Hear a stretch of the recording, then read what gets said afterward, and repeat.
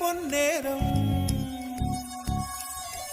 இது இருளல்ல அது ஒளியல்ல இது ரெண்டோடும் சேராத பொன்னேரம் தலை சாயாதே விழி மூடாதே சில மொட்டுக்கள் சட்டென்று பூவாகும் பெண்ணே